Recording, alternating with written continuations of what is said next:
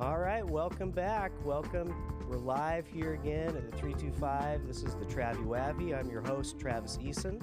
We're coming to you again today from beautiful and cold. We got a little cold front that came through, but beautiful and cold downtown Abilene, Texas, historic downtown Abilene, Texas. We are the storybook capital of Texas and the storybook capital of America. And here on the Travi Wavi, we encourage you to come on down Thursday mornings while we film live here at Majestic Coffee Shop and the Neon Parrot Studios. Really excited about my guests today. They had me on their channel a few weeks ago, and that was really fun.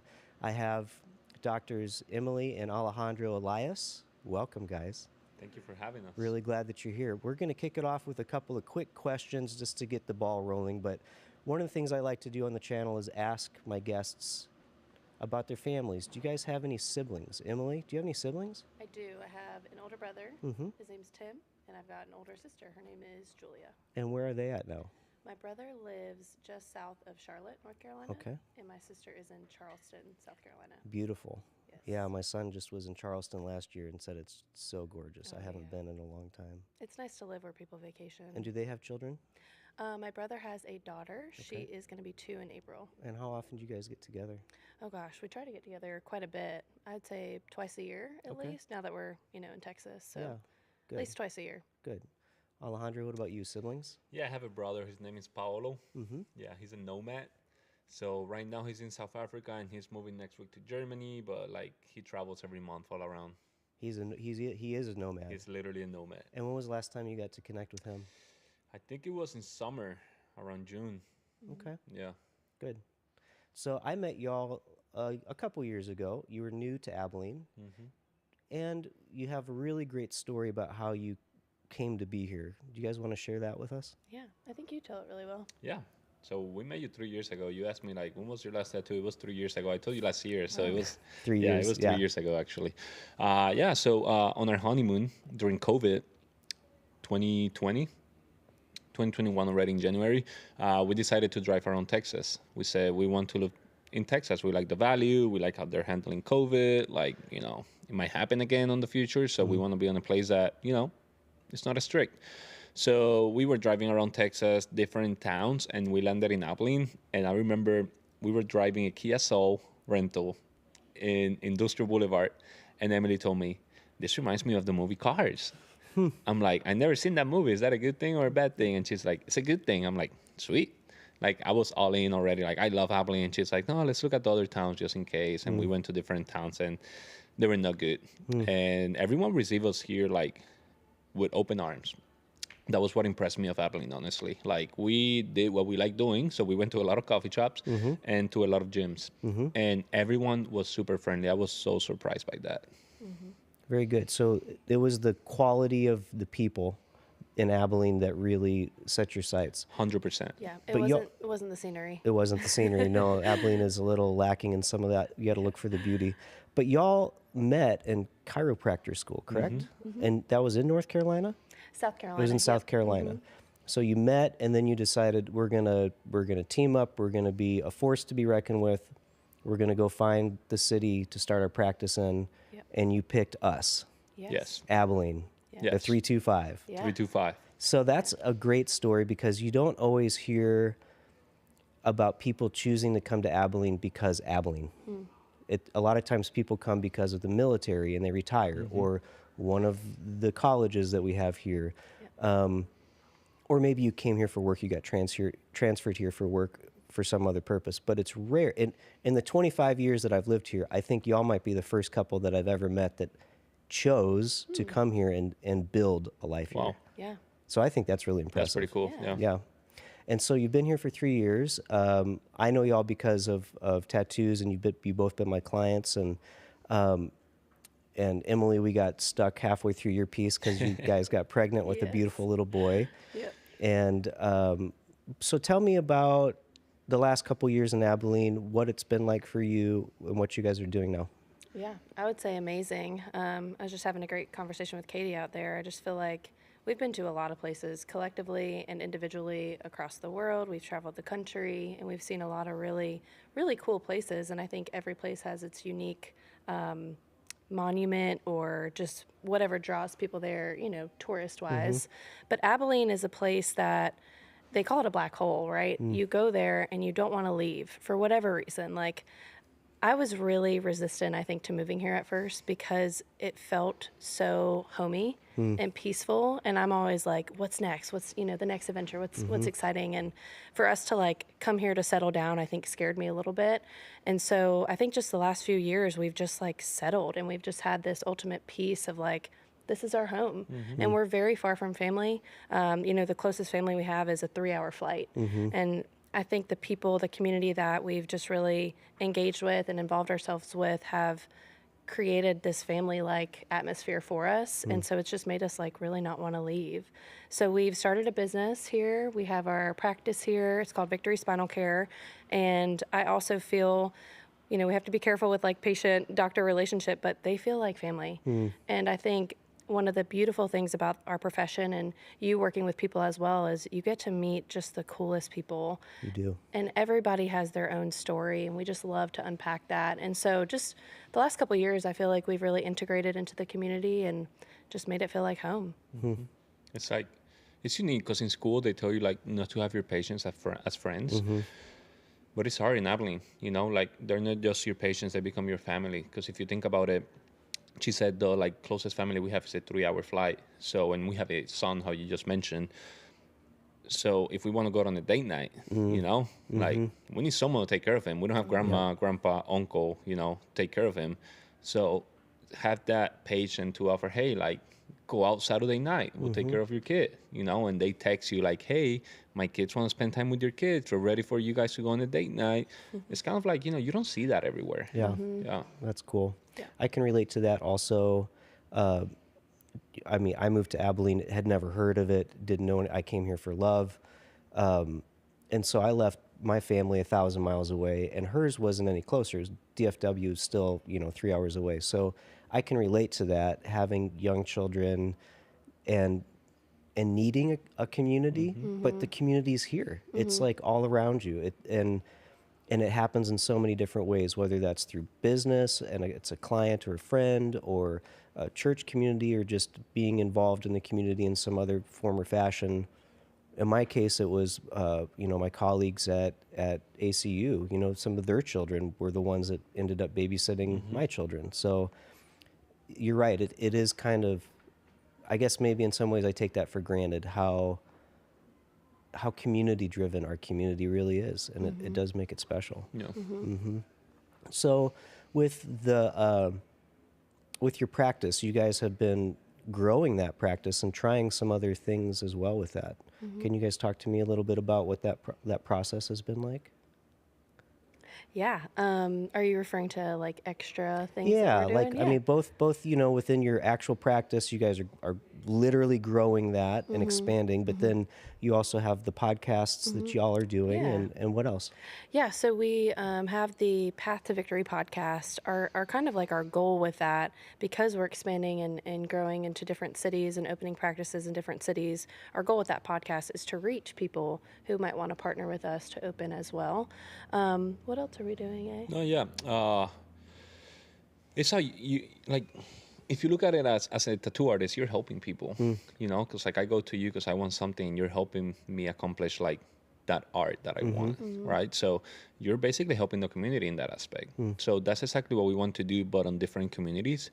We want to help chiropractors open their business. Chiropractors are not great opening businesses. We don't learn that in school.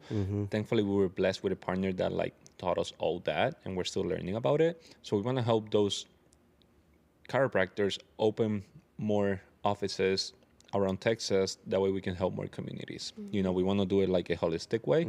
So that's what we want to do basically. And here in Abilene, right now we have a building. We're moving. It's the first time we actually say it publicly. We're moving in December to a bigger building. Okay.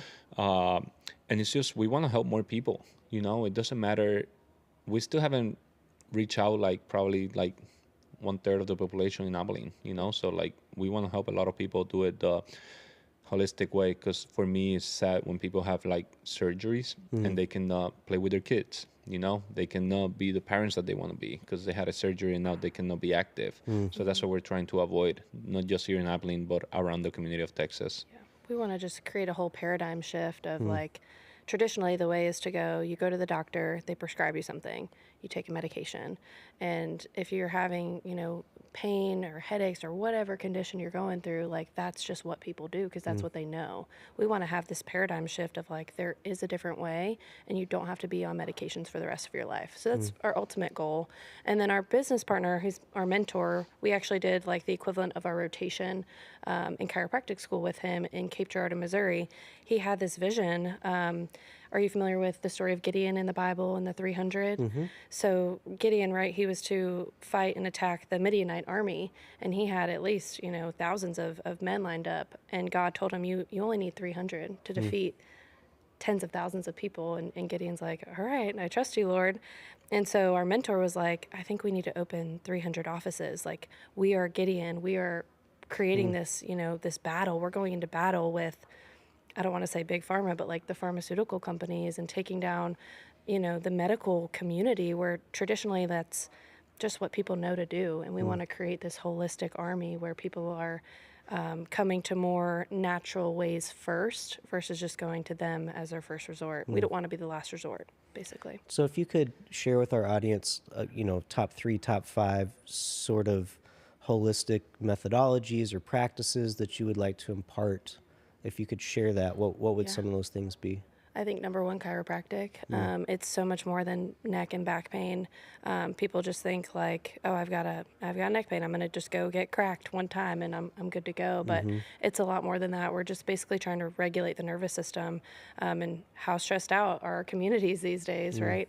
Whether it be work or family or we don't have this in Abilene, but traffic, right? Yeah. Like for simple example. So I would say chiropractic number one, and then I think natural vitamins and supplementation.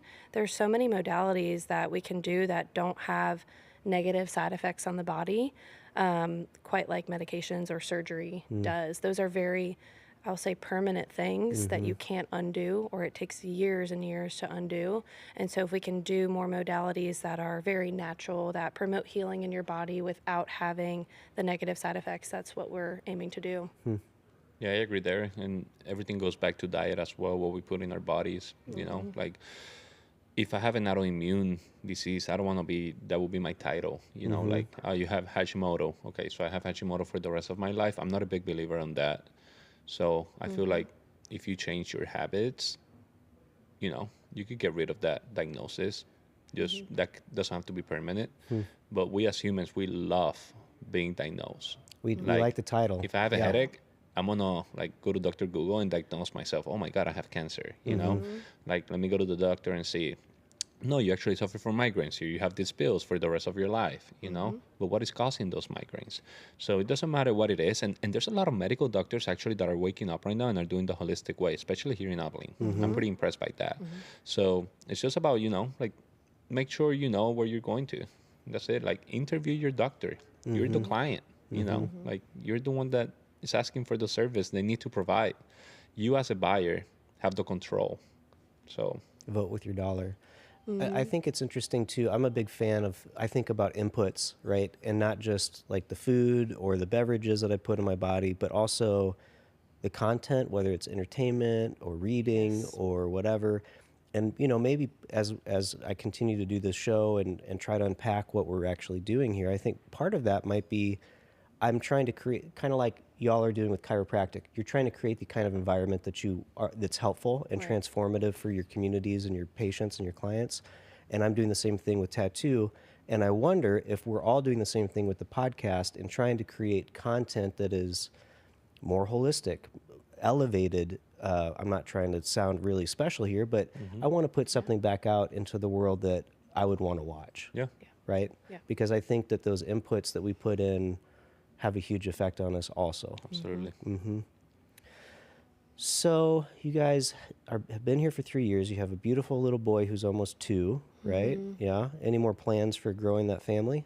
Oh, absolutely. If it were up to me, I'd have 10 kids, but Already? yeah, right. I would love like a football team and everything, but he's like, maybe, we'll revisit around 3 or Yeah, so and yeah. kind of see where we're at. But I love the idea of a big family. I always tell him when I picture us and we're old and married and the kids come home for Christmas and Thanksgiving, I want to have like a huge dining table and make sure that place is filled with kids and everybody. I love the idea of big family, and that's, I think, community too. So, and living in Abilene, it's socially acceptable to have a lot of kids. Absolutely. Yeah. Absolutely. So today after the show, you guys are driving down to Waco, and you had a little retreat you're going to? I'm going to a men's retreat. Yeah. It's gonna be good. I think that's one of those moments where you know you're going to get some good inputs. Yeah, it was pretty. It's been a mental battle, man. And I've been telling Emily, like, weekends for me, I like, if I'm open, I'm gonna spend it with my family, because like on the week we're like on the go, and if I could wake up a little bit earlier, get some work done on the weekend, and then spend the rest of the day with them, I'm gonna do that. So like being out of the house, I feel I'm wasting my time every time. So it's been a mental battle, but Emily has been helping me on that. Like, just open your mind. There's a lot of people that you can help over there. So I'm looking at it that way now. That's good. And I'm not sure what I can and cannot share about where you're at professionally, but you guys are continuing to expand the practice into other cities. And when you partner with other chiropractors, are these people that you feel are on the same vision, like you said about Gideon and the 300? Yeah, great question. We don't just go off the street and pick the next chiropractor, right? They have to be, they need to share our values, I would say, is most important, our core values. They need to want to put others before themselves. They want to go and help others. That's a huge driving force. Believe it or not, there's not a lot of practitioners like that who are doing it for good intention and for the greater good. And then just have this mentality of like, I always want to better myself. I always want to improve. Like, we've never arrived.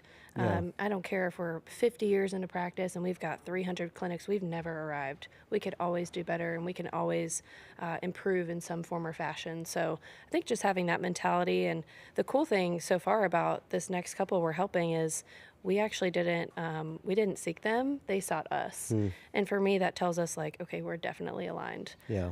Because we don't want it to be forced. Nothing should be forced when we're trying to do and go through this process. We want it to be very seamless and very smooth, and we can, help refine them and mentor them and get them to a good spot.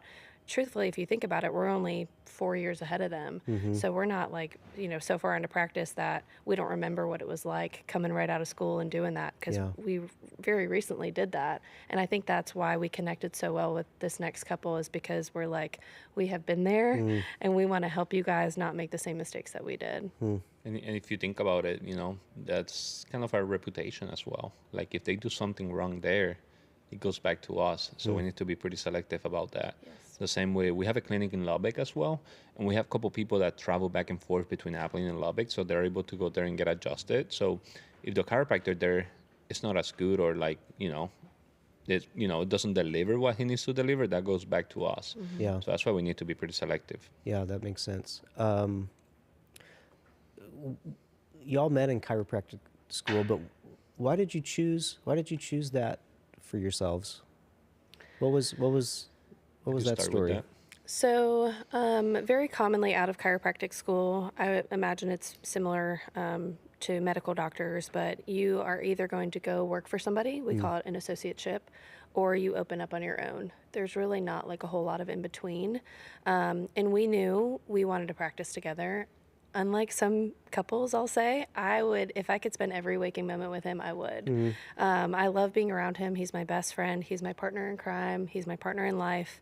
And so I'm like, why wouldn't he be my partner in business? Believe it or not, there's some couples who really don't want that. Yeah. Which, everybody has their own reasoning, but we knew we wanted to be together no matter what we did. We're a unit. We move as a team. And there are very few practices or doctors who would take two, just because sometimes you don't need it. There's not, a necessity for that many doctors in a clinic. And so I think right out of the gate, we said, we're going to open on our own, whatever that looks like. And I think that was really exciting for us, but it also scared the crap out of us because we We're 25. We had no idea what we were doing. We've never run a business before. We can barely make ourselves breakfast, you know? So I think right out of the gate, we knew we were going to open. It was just about how and what does that look like. And then, of course, where. And once we got the where, it was about finding the who to help us. And then I think just being candid, opening 300 offices is like, I don't think anybody wants to do that. I don't think we really want to do that. But when you have a calling on your life and that's like your sole purpose, there's nothing that can get in the way of us in achieving that. And so that's kind of, I think, where we're at. Do you agree with that? No, yeah, that was a great answer. I don't know if that was a question, but that was a great was answer. that your question? Well, it was a good answer. I think the It's question like was what got more us like, into yeah, why chiropractic did you guys school? choose to go Yeah, to but that was a chiropractic good school? answer. But that was a good so answer, you too. can take a deep breath there. Let me answer you that. Some coffee. So for me, it was it's kind of a long story, Travis, but I'll make it short because that way people can know my background. But I'm from Puerto Rico. You know, I was playing college basketball. I was entering my senior year. And all of the student, a Category 5 hurricane hit the island and demolished it. Dude, when I tell you demolished it, it's like demolished it. And so school was going to be out for a year. And all of the student, like, we didn't have service or anything, obviously, but I was on the roof of my house. All the construction is concrete, so you could, like, be on the roof. I was cleaning it because there was a lot of leaf covering the pipes and all that. And all of a sudden, like, I don't know why I had my phone and, like, I had a call, and it was my brother. And he's like, dude, I bought you a plane ticket. You're leaving next week. This is the time. Get to the airport. I'll pick you. And I was sort of like disconnected. No more service. I'm like, okay, that's sick. What happened? I was at my parents' house. All my clothes was on the south side of the island that usually takes 2 hours. With the hurricane, it would have taken me like 10 hours because there's a lot of trees on the way. There's no gas to start with that, you know. So I'm like, all right, we'll make it happen. I have 2 underwears, 2 shorts, and 2 t-shirts. Pack a backpack and let's make it happen. So I got there to Florida. He was stationed there on the Air Force in that time. And the first thing he told me when I entered the car is like, okay, you're going to read this book. I never read a book in my life before that. And it was Rich Dad, Poor Dad. And he said, and you need to get a job. I'm like, dang, I don't know English. Like, what am I going to do? So I wrote a resume and I started going to hotels because it was in Pensacola, like a lot of beach around. So I started giving my resume, and I was like applying to be a housekeeper. That way I don't have to talk to people, you know, like it's a housekeeper. And the guy called me, one of the guys called me and said, hey, we have an opening position. I'm like, I'm here. And okay, let's do the interview right now. Sweet. And he's like, you want to be the maintenance guy? I'm like, huh? The maintenance, what is that? I'm like, I never heard that word before. So you need to do this, this, this. I don't know anything about maintenance, but I'm like, yeah, 100%. I'll do it for the minimum. Heck yeah. You know, and I could walk to work, go back to the apartment. I'm like, awesome. Started working. No one can understand me. So I was kind of like navigating my way through, trying to make friends. And I knew I wanted to go to chiropractic school because my dad had a back surgery that could be avoided. So I'm like, is it now the time to apply? Because you need, I think, 90 or 120 credits on science. I already have more than that. I just needed 1 more year in undergrad to get the bachelor. And I'm like, all right, I started applying to schools, and they accepted me. And my go moment was when I told my coworker in maintenance, like, dude, they accepted me on chiropractic school. Like, so excited. And he's like, okay, can you clean this? I'm like, bro, like, this could change my life, dude. Like, if I don't do that, I'll be like you, like, in 10, 20 years. Like, I don't want to be like that. Like, you're always complaining of being here and all that. Like, I'm going to follow my dream. I literally, like, quit that same day. And, like, you know, like, went to my brothers and told him, like, dude, I quit. And he's like, what are you going to do? I'm like, I got accepted in chiropractic school, and you're moving. Like, he was going station to Colorado. You're moving next week. So I'm just going to take this week just for myself, and I hope you move to Colorado. So I helped him move. We drove all around the country. And then I flew back to Florida and drove to South Carolina. And that was how everything started. Like, I'd never been adjusted in my life before that, but I wanted to avoid that surgery that my dad had. Yeah. And I was suffering from migraines, and that's when I met Emily. I was suffering from migraines every day, and I was thinking, you know, that's normal. Like, I'm just drinking Tylenols every day. And she took me to a chiropractor, actually, that adjusted me, and ever since, it was like a switch. And I, you know, I don't have migraines. I don't suffer from that as frequent as I had them. So it was more than, you know, helping people like my dad. I didn't know chiropractic can help with migraines. So it was like a 2-for-1. Nice. And what about you, Emily? Why did you choose chiropractic school? Back to the original question. Okay, I'll try to make it a little bit short. His brother had a huge influence in his life, and my brother had a huge influence in my life as well. When he was, I think, 16, 17 in high school, he was a quarterback at our on the high school football team and had a really bad injury. And I mean, at one moment, he was kind of like semi-paralyzed from his waist down. And so they said, forget about sports, but let alone like you need to learn how to like walk again. So my parents took him to every specialist you could think of, PTs for months on end. And then my dad is actually a pastor, and at the church that we were at in our hometown, somebody was a chiropractor there, and he said, bring him in, let me check him out.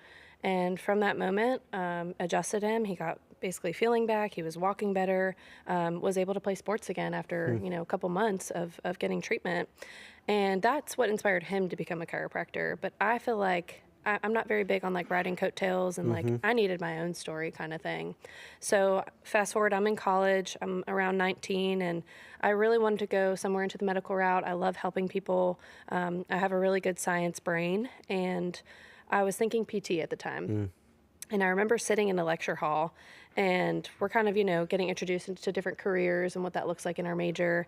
And they said, raise your hand if you want to go and be a PT. And I think, I kid you not, the entire lecture hall raised their hand. And I'm like, well, I don't really want to do that. I knew it was super competitive, and I'm like, if everybody wants to do that, that's like, I don't know. I'm kind of like a rebel in that phase. I want to run the opposite direction. Little black sheep. Yeah, definitely. So my brother said, hey, come check out this seminar. We're in Atlanta. So I drove from North Carolina, where I was at on the beach. I went to college on the beach. It was amazing. Drove from there to Atlanta, and it was like a cult, this seminar, this conference of chiropractors. They were so passionate, and the way they talked about their profession was like nothing I had ever experienced. Like, you don't hear a bookkeeper talk about passionately about bookkeeping, So I thought, I think this is what I want to do. And they told testimony and case after case of crazy things happening. Like, I mean, AIDS being cured, cancer being cured. And I don't know if that was all chiropractic, but it was just really inspiring. And I caught this bug of like, all right, I got to switch everything and figure out how I can do this. That whole drive home from the conference back to where I was living at the time, I just started doing like these elevator speeches of like, here's what chiropractic is and here's what it can do. And I had no prior knowledge really before that. But yeah, I just caught something inside, and at that same conference I got adjusted, similar doctor to who adjusted him, and his migraines got better. I had suffered from really bad like autoimmune stuff, and when I was driving in the car, I would always get car sick, every time, and I never figured out what it was, but this guy adjusted me there, and after the technique he does, you're supposed to like lay down and rest. And I remember resting on the floor, and somebody came and they said, hey, what are you thinking about right now? And I feel like, there's always like kind of like static in your brain, or at least there was in mine. Like you're always kind of like thinking about something. And I just remember laying there and being like, I'm not thinking about anything. And just to have like that clarity and like a clear mind, it was like a veil had been lifted off of my eyes, and I could like think clearly for the first time. I just like had no brain fog, and I was like, that's what I want to do. I want to help other people to see life in like vivid color, because that's how we're meant to see life, right? Yeah. So that's why I got into chiropractic. I love it. And you guys are really doing something incredible with it too. Lots of props to both of you. It's very exciting. So as we kind of slowly wrap this conversation down a little bit, another question I like to ask my guests, more specifically to Abilene, since we are the storybook capital of Texas and the country, and y'all are characters in this story. I mean, you have your own story that you're telling, and but if you could wave a magic wand and either say, this is how I want this story to unfold for us here in Abilene, or here's some things we would like to see happen in Abilene. Does any of that strike you? What do you think? For the community, I feel like any great community is just built on people. So I think we were just kind of talking about this before we got on here, but just more unity together. There's a lot of division, I think, in our country and the world, but I mean, it boils down to the community as well. So I would just say more unity of seeing each other as, we're brother and sister. We're not against each other. We're not Democrat. We're not Republican. Like, we're humans. We're brother and sister. But with that, I think just I see like revival happening here as far as like, there's a lot of unoccupied buildings or spaces that need to be kind of built up and renovated. And I feel like there's people in the community who are starting to step up to do that. I mean, there's a whole massive like wave coming through. In my opinion, I mean, even the short time we've been here, I've seen a lot of new things pop up, new restaurants, new schools, new stuff that we need. There's a lot of people moving to Abilene. And so I think we kind of need to keep up with that. So I don't know if that answered your question, No, that's but pretty good. That's a good answer. But yeah, for me, it's like what you guys are doing. Like I didn't know about this spot. It's pretty sick. If you haven't come here, you definitely should come visit it out and sit down here. It's pretty sick. So like what you're doing here is like helping the community, So we need more people like that are helping the community, how you mentioned, more unity. Yeah. And for me, ideally, like Abilene stays small. I know a lot of people want it to grow and like be a big city. I want Abilene small. I like the 12-minute drive. Yeah. Yeah. For sure. But I like all this uniqueness, like for me, and Emily makes fun of me, but when I see the line of Starbucks empty, I get happy. When I see the 7 Brew line empty, I get happy. And then like she makes me feel bad. Like, come on. I'm like, no, because look at the local one, it's packed. Yeah. So I want to keep it that way. yeah. Yeah, like it's unique that like you go to a big city and it's like all these franchises are there. Yeah. But then you come to Abilene, it's like you go to the different coffee shops. We love coffee shops, and it's like how we were talking with Katie. Every coffee shop has their unique style. Every restaurant in Abilene has their unique style. Yeah. So just keep it like that. Yeah. Keep voting with our dollars and supporting local. 100%. That's good. So when are you heading back to Puerto Rico to see family? 2 weeks. I'm super stoked, dude, because we That's didn't gonna go be in fun. December. In December, like we have 2 more chiropractors in the office. It's a couple, so like we gave them the 2 weeks off. They deserve it. They've been working hard. So go visit your family. We'll be here in the office, and we want to create our own Christmas tradition, us 3. But now it's time to take a little break. So we're Yes. excited. And get some sunshine. And get too. some sunshine, yeah. Absolutely. And your son's been to Puerto Rico. Oh, Yes. Yeah. Yes. Good. That's so He exciting. loves it. So what other visions do you have for yourselves moving forward great for the year? For the year, kind of start small, I guess. I would like to say, like, we've been kind of keeping our heads down and working really hard. And I feel like it's kind of time to, like, lift our heads up and see what else is out there as far as, like, collaboration and doing more of this stuff. Thank you, by the way, for inviting us. We love this kind of stuff. We are opening an office, I'll go ahead and say it publicly, in Waco. That's why we're headed there this weekend to pick out an office space for the couple we're opening for. And we'd like to add one more to that list as well. Somewhere in Texas would be ideal, but if not in the region, maybe Oklahoma or so. That's what we're familiar with anyways. And then I think just strengthening our relationship and our marriage, hopefully adding another family member to the addition. That's where I see our year going. Yeah. Finishing my sleep this Yeah. year. Yeah. Good answer. And then I want to enjoy it more because how she mentioned, we've been working hard, and every day that I don't work, I feel like I'm going to the back, but it's not true, Yeah. So it's like, just enjoy, Yeah. pause. Yep. That would be my word for the year. Just Pause. pause. Good. Yeah. And enjoy like what you have around, because we don't know if we're going to be here tomorrow, man. Like recently we've been hearing about these people that like are dying, like a lot of friends that are young and like dying. So it's like, just enjoy life, pause, like don't take it for granted, everything that you do. So, yeah. If y'all could give the audience one bit of advice, what would it be? Anything. I like the quote, you'll never be as young as you are right now. And I think just staying youthful and just trying to, like he's saying, just pause, be still. And it's nice to work hard. We like having purpose. We love working hard, but enjoying the fruits of our labor too. We can't forget to do that, because why are we working at the end of the day then, right? So that's my piece of advice. For me, it's pretty simple. It's 75% of a watermelon is more than 100% of a grape. So with that comes, partner more with people, make more relationships. Like, Cool. two is more than one. So just make more relationships and collaborate with people like how we're doing right now. Yeah, unity, community. I like it.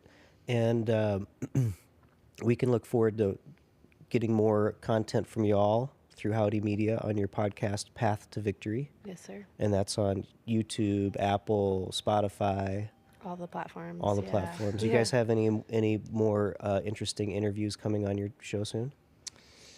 So far, no. The Yeah. doctors. We're gonna interview the doctors. Yeah, we're gonna. We want the doctors that are opening Waco, like they're gonna do like their own journey from opening, like all the process, the 90-day prior opening. That way, people can see like not everything is like sunshine, Oh, you know. no. So Yeah. like, I like talking about the failures that we have because a lot of people are talking about their wins, but I feel like failing is more of a feedback. So that way we learn more, and that way everyone doesn't think like everything is sunshine. Yeah. Because it's not, you know. What's the biggest failure that you've learned the most from so far in this process for you? In this process, Yeah. for me is demanding less from people because I was pretty hard on the staff and I had like high expectations. So it's like not everyone is gonna do it how you want it, you know. But if they could do it.